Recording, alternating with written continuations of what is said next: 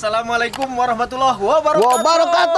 Waalaikumsalam warahmatullahi wabarakatuh. Luar biasa, semangat. Merdeka. Masih momentum 17 Agustus, Pak Ji. Betul. Kita masih di mana ini?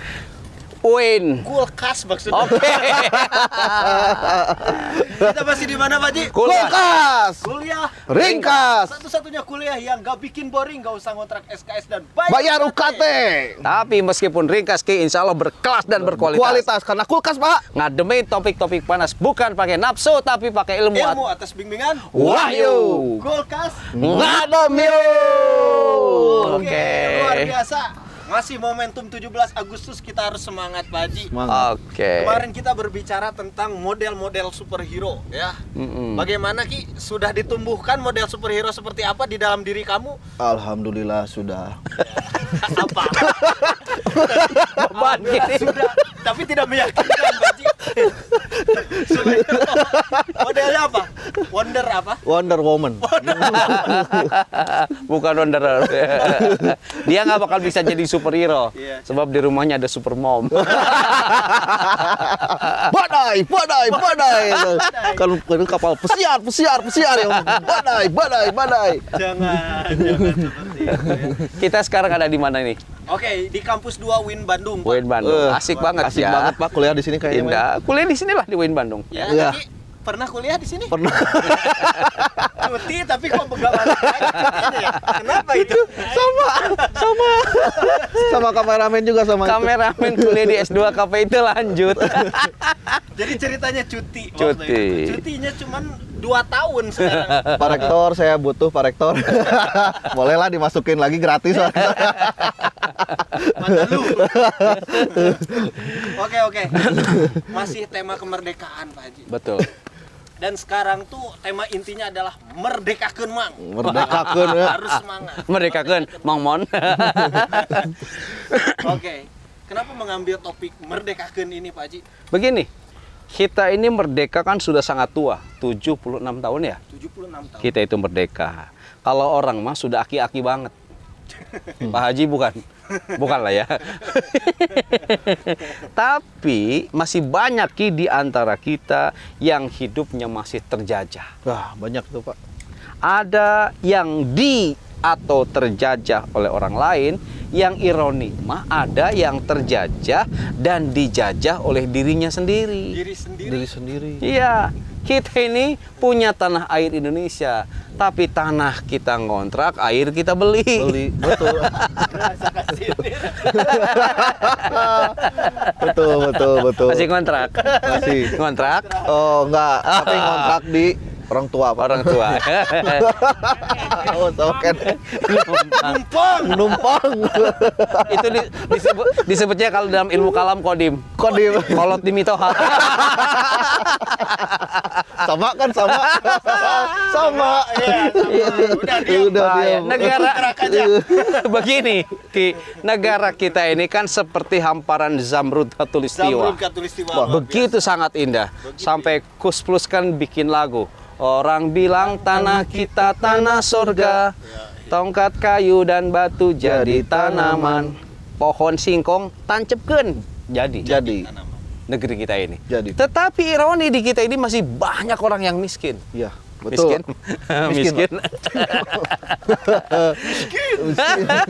Tapi alhamdulillah kemiskinan di Indonesia sekarang kabarnya sudah menurun ke anak cucu.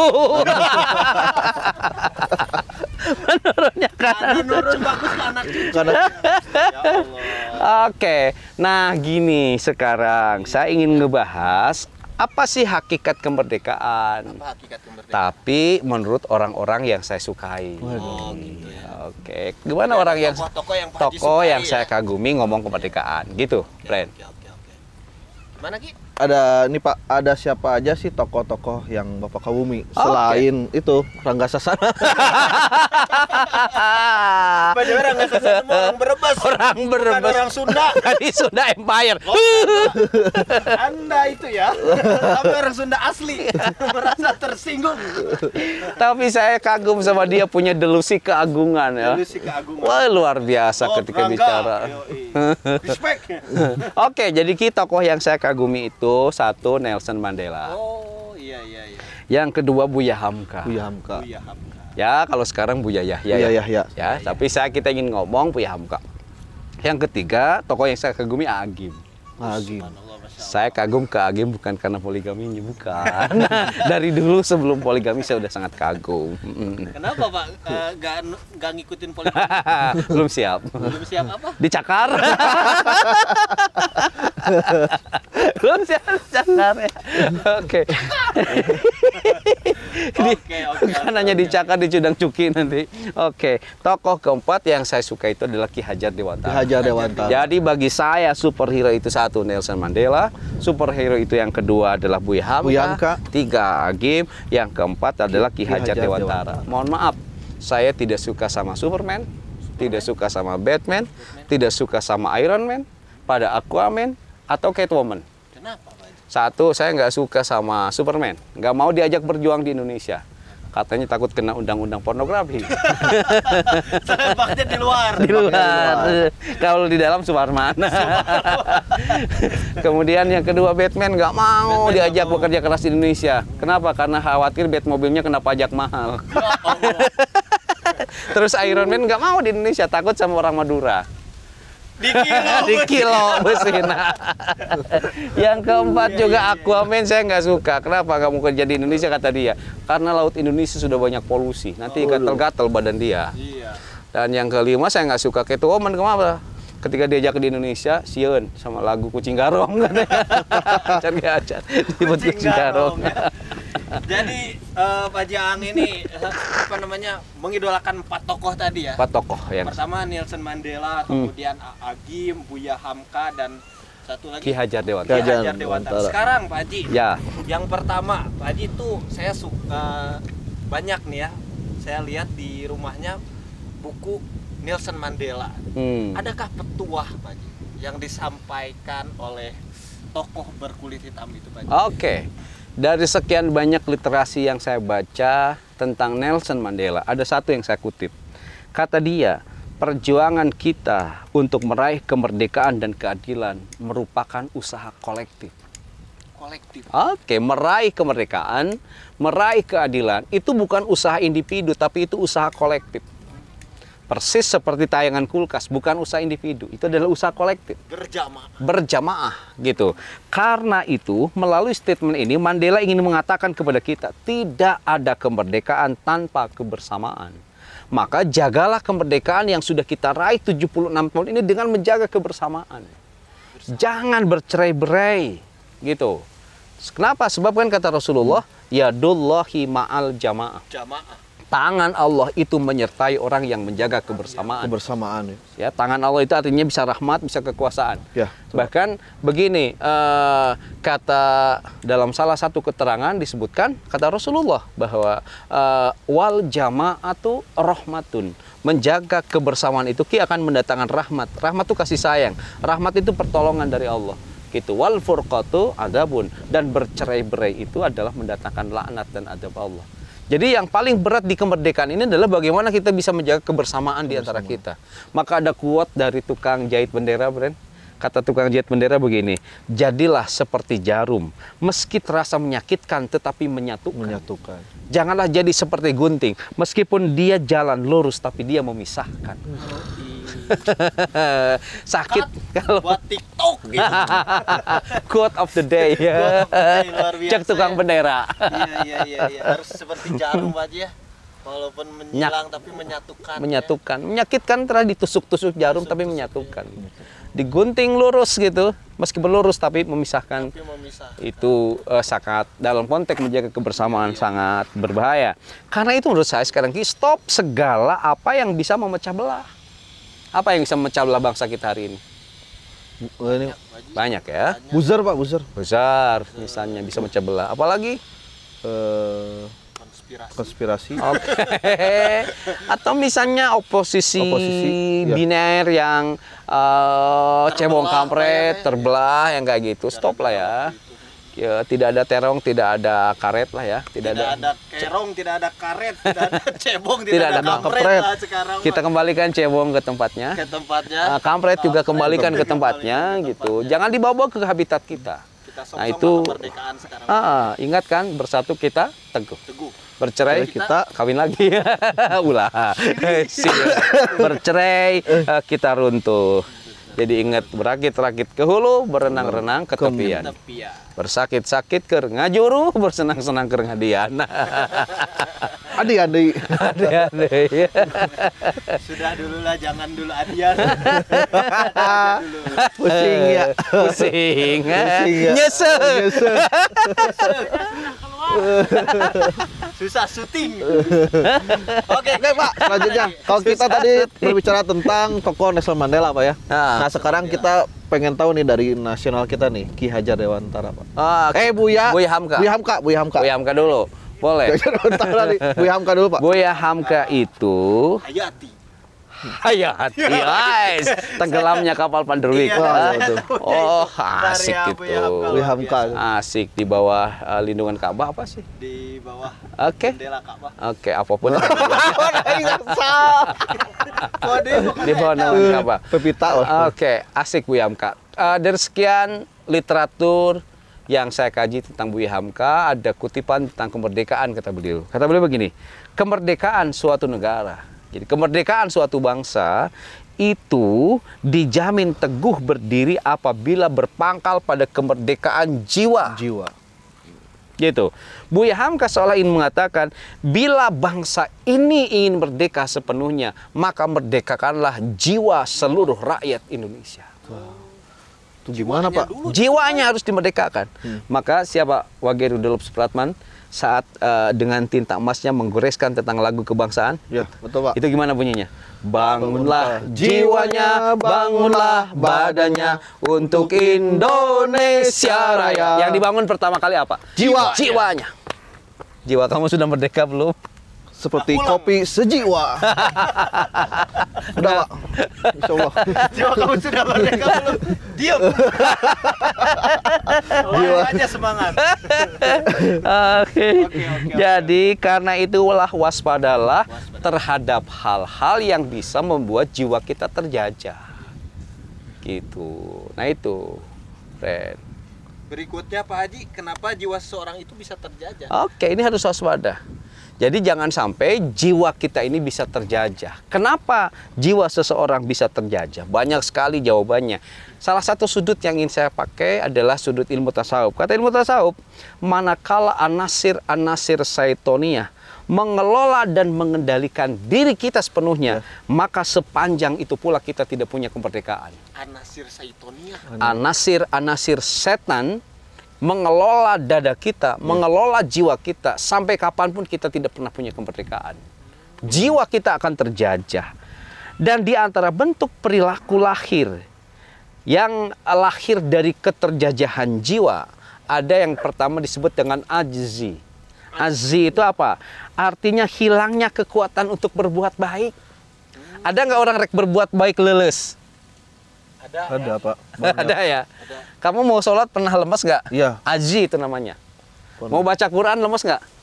Aji itu namanya. Udah malas gitu Pak. Mau sedekah? Pak, saya mah kalau mau sholat nggak lemes. Wah bohong tapi Pak. Karena sholatnya juga. Karena sholat tante. Oke, jadi yang menjajah jiwa kita itu yang pertama ada yang disebut dengan azzi.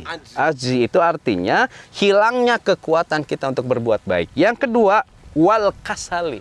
Malas. Wah, jadi malas itu bisa menjajah jiwa kita. Ada nggak orang yang dari pagi sampai sore hari itu molor terus? Ada Pak, banyak. Banyak kan hari ini. Astagfirullah. Dia harudung sarung, peletuk gitu. Ya Pak ya, beraktivitas. Isuk-isuk manuk wae geus hudang. Yes, itu terjajah yang seperti itu wal kasali. Kemudian yang ketiga, perilaku yang lahir dari keterjajahan jiwa itu adalah wal jubni. Wal jubni itu takut untuk berjuang.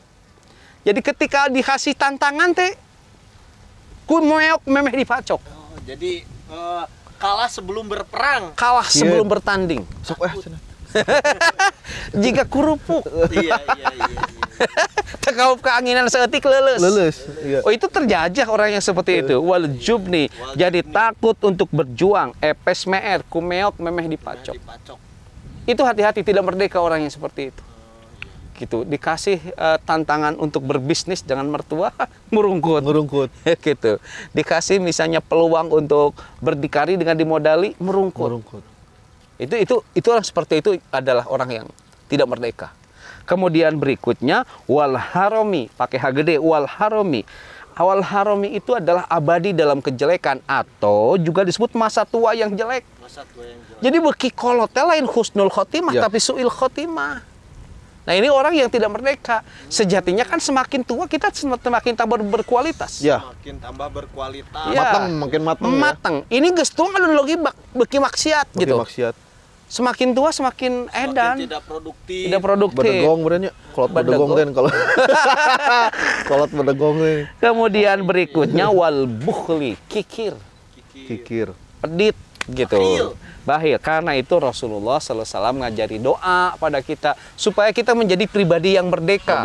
Jiwa kita tidak dikendalikan oleh setan. Gimana kata Rasul? Allahumma inni a'udzubika minal ajzi. Ya Allah, aku berlindung kepadamu dari ajzi, hilangnya kekuatan untuk berbuat baik. Wal kasali, aku memohon kepadamu jauhkanlah dari rasa malas. Kemudian wal jubni. Aku bermohon kepadamu ya Rabb dari juben tadi, yakni takut untuk berjuang, takut untuk berbuat baik. Kemudian wal haromi, aku berlindung kepadamu ya Rabb dari masa tua yang jelek. Kemudian wal bukhli, dan aku berlindung ya Rabb dari sifat bakhil. Wa a'udzubika min adzabil qabri, dan aku berlindung kepadamu ya Rabb dari siksa kubur. Wa min fitnatil mahya, dan fitnah kehidupan. Apa yang sesuatu bisa jadi fitnah dalam kehidupan ketika hidup kita azzi, hilang kekuatan untuk berbuat baik, wal kasali kita malas, kemudian wal jubni kita hilang kekuatan untuk berjuang, kemudian wal haromi, kemudian masa tua kita malah beki goreng, beki loba doraka, bukhli, maka hidup kita akan ada dalam fitnah di dunia ini. Fitnah terus difitnah. Fitnah itu cobaan-cobaan yang berat gitu, hanya menjadi tidak merdeka kita ini. Maka sebetulnya mah hati-hati ya. Itu Pak ya, amalin lah. Yang harus takut itu. Jangan takut kematian. Ada orang preman gagah tapi takut mati. Kumaha supaya panjang umur gitu. Guys cek setekang pura-pura torek. Non hubungan anak sebab kalau api-api jadi jelema torek dipanggil Gusti Allah api-api teu ngadenge we. Jadi panjang umur. Api-api torek ya. Oke. Jadi jiwa terjajah itu seperti itu ya Pak.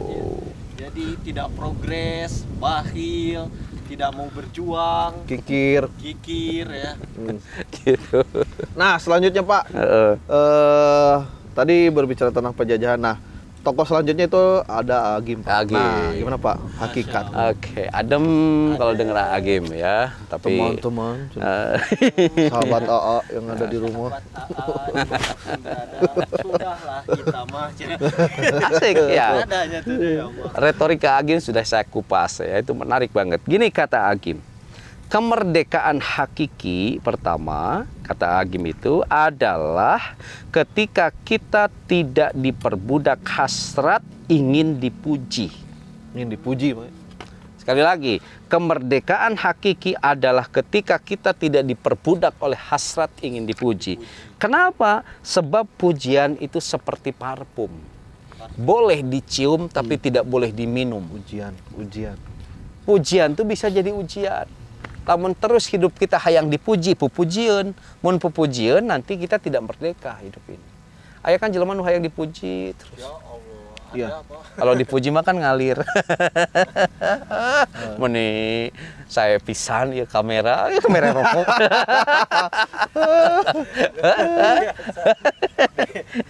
Diangkat. Ada apa kadang yang kayak gitu harus diangkat terus. Satu itu. Yang kedua, kata Agim, kemerdekaan hakiki adalah ketika kita tidak diperbudak oleh hasrat ingin dihargai.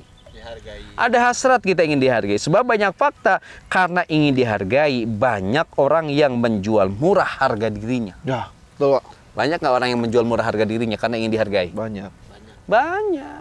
Hidup itu jangan ingin dihargai. Sejauh hidup kita ini diperbudak oleh hasrat ingin dihargai oleh orang lain, sepanjang itu pula hidup kita terjajah. Selalu aja orang lain menghargai kita, syukur. Kita menghargai kita nggak apa-apa. Susah semua orang ingin menghargai kita. Iya. Jangankan ke kita, ke Nabi saja kan tidak semua orang menghargai, benar tuh. Kita ini kadang sok stres kalau ada temen orang lain care, dia nggak care sama kita, stres.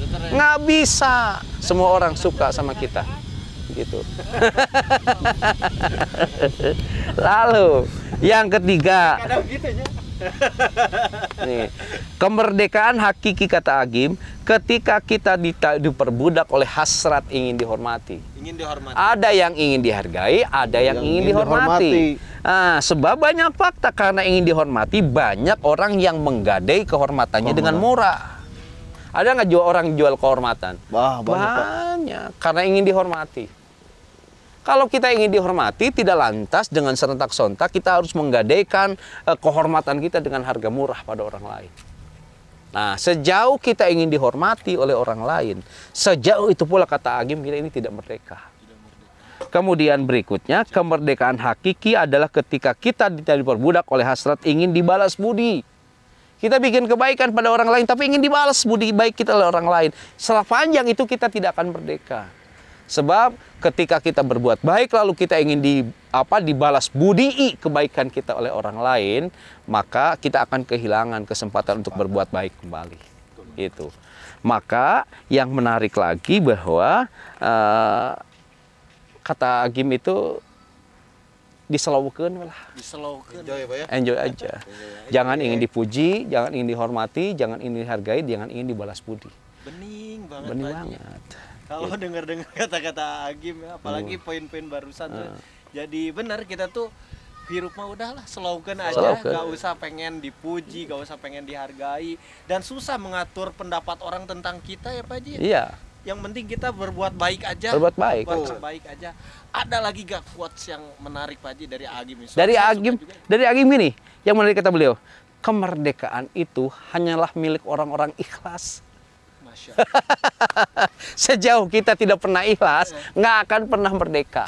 Maka kata Agim, kemerdekaan itu ternyata hanya milik orang ikhlas. Maka mari kita menjadi mukhlisin alahuddin, orang yang ikhlas dalam beragama. Oke, kita di Quran surah Shad ayat 82 misalnya, ketika kita tadi bicara tentang bahwa orang yang terjajah itu ketika An-Nasir Syaitoniah mengelola jiwa. Ini kata Allah dalam Quran surah Shad ayat 82, qala fa bi izzatika la ughwiyannahum ajmain. Setan itu pernah ngomong ke Gusti Allah, demi kuasamu ya Rabb, aku akan menyesatkan umat manusia. Kata setan itu, sesumbar di hadapan Allah, demi kuasamu ya Rabb, aku akan menyesatkan Rian. Aku akan menyesatkan Remon. Aku akan menyesatkan seluruh umat manusia. Tapi gimana, dengerin kata setan, illa ibadaka minhumul mukhlasin, kecuali orang-orang ikhlas. Jadi setan tidak mampu menyentuh orang ikhlas itu. Makanya kenapa kata Agim, kemerdekaan itu hanya milik orang ikhlas. Kenapa orang ikhlas merdeka? Sebab dirinya tidak tersentuh oleh setan. Sejauh hidup kita dikendalikan oleh setan, kita tidak akan pernah merdeka. Karena setan akan mengajak kita malas. Setan akan mengajak kita lesu ketika mau berbuat baik. Setan akan ajak kita terus durhaka. Setan ajak kita bakhil dan lain sebagainya. Maka sekali lagi kata Agim, orang yang ikhlas itu adalah orang yang merdeka. Maka setiap superhero dimanapun selalu ikhlas. Mana wujud keikhlasannya? Superhero itu tidak pernah menampilkan wajahnya sesungguhnya. Zoro pakai masker, topeng. Kemudian Batman, Superman, Spiderman, Iron Man, Aquaman, Hulk. Ini Hulk. Kita pakai keresek cuy. Super Dede pakai kresek, tayang di MNC TV. Super Dede. Tapi iya sih benar. Bener nggak? Kan ada pertanyaan, kenapa setiap superhero selalu pakai topeng? Karena mereka ikhlas. Karena ikhlas tidak tersentuh oleh kekuatan-kekuatan negatif. Kekuatan negatif, kekuatan setan. Makanya nih sobat Nyadem ya, yang belum ikhlas menjalani hidup ini, banyak beban, banyak cicilan. Jadi gini. Coba untuk ikhlas lah. Ikhlaskan juga kalau gebetan kamu ditikung oleh orang lain. Waduh. Karena ada orang yang ngomong gini, aku bawa kau dalam doa. Sementara kau bawa pria lain ke dalam kosan. Tragis. Tragis. Mencuk. Mencuk. Dibawa di doa sepertiga malam. Istri kita ini dibawa di doa, pacar kita dibawa di doa. Besoknya pacar kita bawa orang lain ke kosan. Ikhlaskan. Ikhlaskan. Oke, Ki, gimana Ki? Oke, pokoknya gini lah. Kalau bicara tadi, kesetiaan seorang wanita itu diuji ketika laki-laki tidak punya apa-apa. Nah, itu, Pak. Tapi kesetiaan seorang laki-laki diuji ketika wanita tidak pakai apa-apa. Ya Allah. Ini kosong nih. Udah susah lah. Oke, selanjutnya yang terakhir Pak. Kita belajar ke Ki Hajar Dewantara. Ki Hajar Dewantara. Oh, terlalu banyak lah ya. Ini tokoh pendidikan. Tokoh pendidikan ya dari beliau itu.